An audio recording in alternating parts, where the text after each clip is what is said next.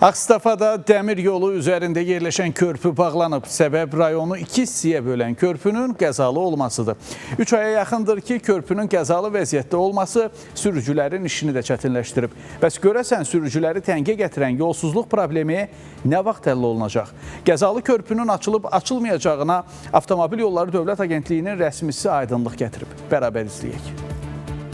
Ağstafada rayonu iki hissəyə bölən, eləcə də 17 kəndi rayonla birləşdirən körpünün qəzalı olması gediş-gəlişə çətinlik yaradır. Nə operativ nəqliyyat vasitələri hadisə yerinə, nə də digər avtomobillər mənzil başına vaxtında çata bilirlər. Hər dəqiqə avtovariyadır, hər dəqiqə hadisədir. Buradan çıxır, 16-18 kənd mənim fikrimcə, təxmini elə bilirəm.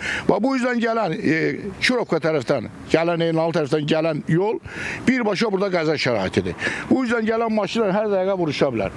Gündəlik bu yoldan istifadə edən sürücülər nəqliyyat xərci, vaxt itkisi və təhlükə ilə qarşılaşırlar. Şahidim mən bu yolu gəlib gedirəm, bərbad gündədir. Bir 5 addım yol heç olmasa oranı bağlayıblar.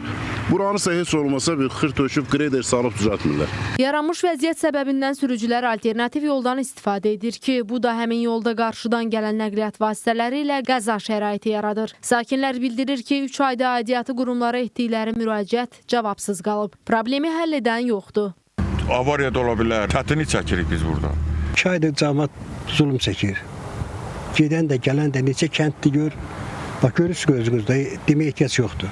Nəzərə alsaq ki, qarşıdan qış fəsli gəlir, o halda palçıqlı yoldan magistrala çıxmaq daha da çətinləşəcək. Bu isə ərazidə qəzaları qaçılmaz edəcək. Bu bax qəza şəraiti. Ora düz xəttdir. Buradan dönəndə sağdan da, soldan da gələn maşınlara çox təhlükəli bir yol. Bunu 3 aydan artıq bura sürtürlər, bu boyda dayandırırlar. Bəs görəsən sürücüləri təngə gətirən yolsuzluq problemi nə vaxt həllini tapacaq? Aidiyyatı qurumların, həmçinin Fövqəladə Hallar Nazirliyinin yol ötürücünün texniki cəhətdən qəzalı vəziyyətdə olduğu barədə rəyi və paralelində alternativ yol ötürücünün mövcudluğu nəzərə alınaraq Nəqliyyata Əlaqələndirmə Şurası tərəfindən qəzalı vəziyyətdə olan yol ötürücüdə nəqliyyatın hərəkətinin qadağan edilməsi barədə qərar qəbul edilmişdir. Qəzalı körpünün bərpası ilə bağlı hazırda hər hansı qərar yoxdur. Görünən odur ki, qəzalı körpü bağlı qaldığı müddətdə 17 yaşayış məntəqəsinin 50 minə yaxın sakini alternativ yolla mənzil başına getmə məcburiyyətində qalacaqlar. Vasif Aqifoğlu, Diana Cəlali, Rəşad Əl İskəndarov, Spice Xəbər, Ağstafa.